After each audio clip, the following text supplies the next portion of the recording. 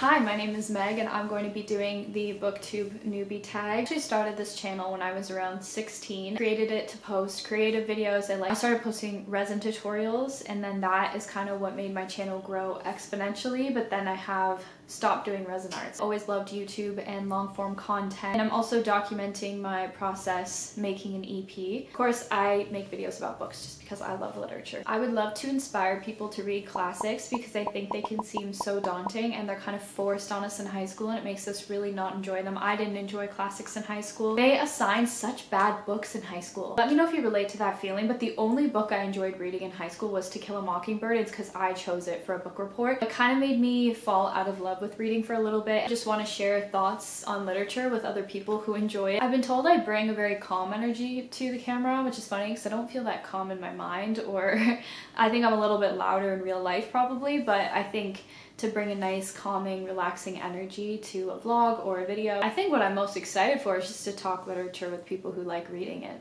That's really it. I enjoy the world building, the empathy, the stretch of our imagination. Just never stop learning and growing as a person. Your perspective on the world can change. Every reader just loves buying books, going to a bookshop with a coffee and just browsing makes me so genuinely happy. Built into my routine, so every day I wake up and I read. It's the first thing I do. I make a coffee and I read. Also, reading makes me feel like my brain is working slower, at a proper pace. I think now with a lot of short form content and TikTok, I'm guilty for scrolling just like a lot of people.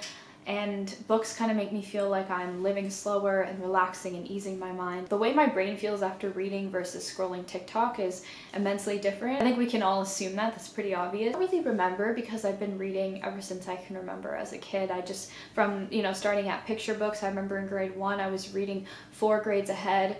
But don't get me wrong, I cannot do simple math to save my life, so I'm not saying I'm a genius here, but when it came to English and literature and the arts, my brain just, something about it really clicked for me. I really enjoyed reading Narnia, building miniatures at the time, and this girl who also built miniatures was giving book recommendations, so I was like, oh, I'll watch this video. And she was just recommending like kind of gothic YA novels, and there was this one novel called House of Hollow. I really enjoyed it. I remember I couldn't put it down, and it kind of sparked this love for reading back. I broke my knee. I had a tibial plateau fracture. I was in bed a lot, so that's also when I really implemented reading into my schedule. But back then I read mostly nonfiction. I found it pretty hard to stay focused on fiction. I thought I just didn't like it, but I think I just hadn't found what I liked. Once I discovered dark academia and classics, I found my thing. That's what's really important about reading, right? Is to find your genre, your thing, what makes you feel like you're not even reading, what makes you forget you're reading and just get totally immersed in a world. Because I was back into fiction, I was in a bookshop with my mom and I saw The Strange Case of Dr. Jekyll and Mr. Hyde. And I remembered that episode of Arthur, if you ever watched Arthur, where they had that musical episode and the brain was singing Jekyll, Jekyll, Hyde, Jekyll, Hyde, Hyde, Jekyll. And I don't know why that just stuck in my head. I was like, oh my god, I should read this book. I really like that episode of Arthur. And that's all the thought that went into it. And I couldn't put it down, and that really got me into like Victorian Gothic literature. And like I always say, classics changed the course of my life. I'm sitting here now in the UK with a Swiss boyfriend who's like the sweetest soul on earth, and that is all thanks to discovering classics, which I'll get into one day. The course of my life in many other ways. It's what made me want to do Booktube. It's what I'm back in school now and I want to get an English degree. Like, there's so many ways that books have changed my life. I ask, honestly, just book recommendations. I think that's kind of what a lot of us enjoy watching on YouTube, is book recommendations. I will tell you some of my favorites though, and people that I trust wholeheartedly with book recommendations. Dakota Warren, Melissa, I think her name is Caitlin, I'm pretty sure. She's just moved to YouTube. Soggy Rice, I actually don't think I know her real name. People from TikTok have migrated to YouTube now, and I'm very excited for that. Hardest thing, I mean, I've had this channel for a while. I'm just hitting a bit of a rebrand right now. Consistency is always the hardest thing because we feel inspired, we want to post, and it's hard to stay consistent, but you really can't build a following and build a following that trusts you unless you're consistent. So I would say that although that's been a problem for me in the past, I feel renewed and ready to post all about books and my music, so I don't feel that kind of, for a while I was just confused about what to post. I just didn't know what I wanted to do on YouTube anymore. Now I know. I've just been reading my whole life, like I said, ever since I was a kid. Kids would be playing and I would like go upstairs and read, or at recess I would read. I usually read in bed because I read in the morning. I make a coffee and I read in bed, and typically I'm at home. I share my house with family members. My dad watches a lot of TV. The TV's on downstairs, so I want somewhere a little more quiet to read.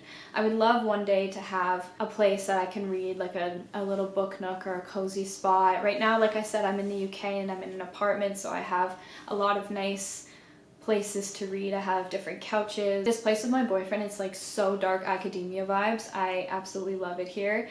And as soon as he saw it, he was like, yeah, this is Meg's vibe. Well, as if I haven't talked about it enough the whole video, the books I like to read are classics. I love the challenge when I'm reading, and I also find it a little bit of a cheat sheet in a way. They're a classic for a reason usually, and if people over like 100 or hundreds of years have continuously put this book on their list, then I kind of know it's going to be good. If I'm with modern fiction, less people have read each book because it's not hundreds of years old, and I typically find like modern fiction a bit of a hit or a miss. Unless I get a modern recommendation from someone that I trust wholeheartedly with their book opinions, then usually I enjoy it. There's also a lot of problems with classics, like they are a product of their time, so there's language and concepts and ideas that are just very outdated, so you have to take them for what they are at the time. I made a video called The Ultimate Book of Love and Longing, and it's about Madonna in a fur coat and in the 40s by a Turkish man, and he was so ahead of his time. He wrote the perspective of the man. He's a lot more shy and timid, and the woman is just bold.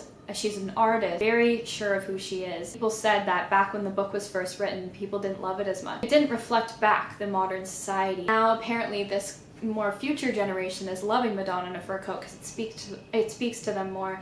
And in an article I read, it said, you know, people didn't want a story of a weak man and a strong woman back in the 40s. So although that was an old classic, sometimes they can surprise us and actually have a lot more futuristic, ahead of their time concepts in their books, which I think he really did well. Memoirs, when it's read by the person who wrote it, like Pamela Anderson's memoir is one of my favorites. I could listen to her talk all day. I'm obsessed with her.